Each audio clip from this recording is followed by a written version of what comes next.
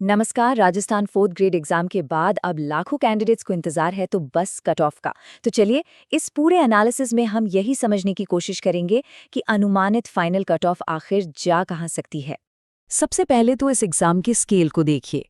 करीब करीब 19 लाख, जी हाँ, 19 लाख कैंडिडेट्स ने ये परीक्षा दी है। और ये सभी लोग मुकाबला कर रहे हैं सिर्फ 53,000 से कुछ ज्यादा पोस्ट्स के लिए। मतलब आप सोच सकते हैं कि कंपटीशन कितना कितना ज्यादा टफ है। तो हम इस एनालिसिस को कैसे देखेंगे? सबसे पहले समझेंगे कि ये एग्जाम इतना बड़ा क्यों है, फिर बात करेंगे सबसे ज़रूरी चीज़ की, नॉर्मलाइजेशन फॉर्मूला, और देखेंगे कि स्कोर पर इसका क्या असर पड़ेगा।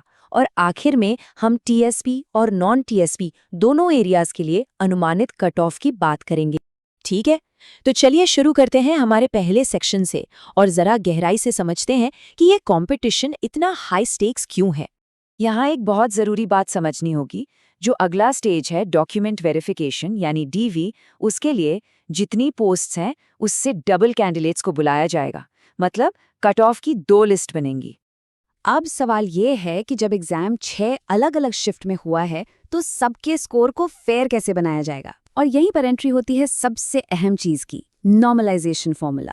जो फॉर्मूला इस्तेमाल हो रहा है वो है इक्वी परसेंटाइल फॉर्मूला। अब ये कोई नया फॉर्मूला नहीं है, ये एक ट्रस्टेड मेथड है। एसएससी और राजस्थान की ही पटवारी जैसी पुरानी परीक्षाओं में भी इसी को इस्तेमाल किया गया है ताकि रिजल्ट एकदम फेयर रहे। तो इसका मेन मकसद क्या है? सीधा सा मकसद है कि मैदान सबके लिए बराबर हो। मतलब ऐसा ना हो कि किसी एक शिफ्ट को कोई अनफेयर फायदा या नुकसान हो जाए फाइनल सिलेक्शन में। ठीक है, तो अब आते हैं असली सवाल पर। ये फॉर्मूला अलग अलग शिफ्ट के रॉ स्कोर को असल में बदलेगा कैसे? चलिए इसी पर नजर डालते हैं। एनालिसिस ये बताता है कि जो पहली 3 शिफ्ट थीं, जिन्हें थोड़ा आसान माना जा रहा है, उनके स्कोर में थोड़ी कमी आ सकती है। और वहीं जो बाद की 3 शिफ्ट थीं, जो मुश्किल मानी गई, उनके स्कोर में बढ़ोतरी देखने को मिलेगी। और ये असर कितना बड़ा हो सकता है? देखिए, शिफ्ट 1 के कैंडिडेट्स के शायद 4 से 5 सवालों के नंबर कम हो सकते हैं, जबकि शिफ्ट 6 वालों को हो सकता है 6 सवालों तक का सीधा सीधा फायदा मिल जाए। अच्छा, अब नंबर्स पर आने से पहले एक बात बिल्कुल साफ कर देते हैं। हम जिस कट ऑफ की बात करने वाले हैं वो फाइनल सिलेक्शन लिस्ट के लिए है। ये डीवी यानी डॉक्यूमेंट वेरिफिकेशन वाली कट ऑफ नहीं है, वो तो इससे कम ही रहेगी।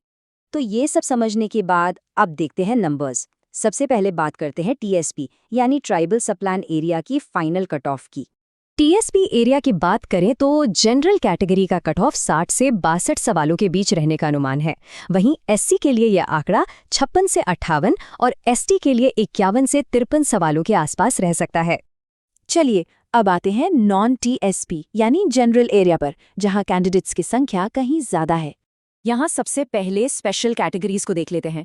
अनुमान ये है कि सभी एक्स सर्विसमैन का सिलेक्शन हो जाएगा और जो फिजिकली हैंडीकैप्ड कैंडिडेट्स हैं उनके लिए कट ऑफ लगभग 51 से 52 सवालों का रहेगा। अब अगर नॉन टीएसपी एरिया में मेल कैंडिडेट्स की बात करें तो जनरल कट ऑफ काफ़ी हाई जाने का अनुमान है, करीब 84 से 86 सवालों के बीच। ओबीसी के लिए ये 81 से 83, ईडब्ल्यूएस और एमबीसी के लिए 76 से 78, एससी के लिए 69 से 71 और एसटी के लिए 64 से 67 सवालों के बीच रह सकती है। और फीमेल कैंडिडेट्स के लिए उम्मीद है कि उनका कट ऑफ हर कैटेगरी में मेल कैंडिडेट से करीब 6 से 7 सवाल नीचे रहेगा। तो कुल मिलाकर सबसे बड़ी बात क्या है? यही कि रॉ स्कोर ही सब कुछ नहीं है। असली गेम चेंजर तो नॉर्मलाइजेशन है। तो अब फाइनल स्कोर कहाँ जाकर रुकेगा, ये देखने वाली बात होगी, क्योंकि इसमें कैंडिडेट की मेहनत और उसकी शिफ्ट की मुश्किल दोनों का रोल होगा।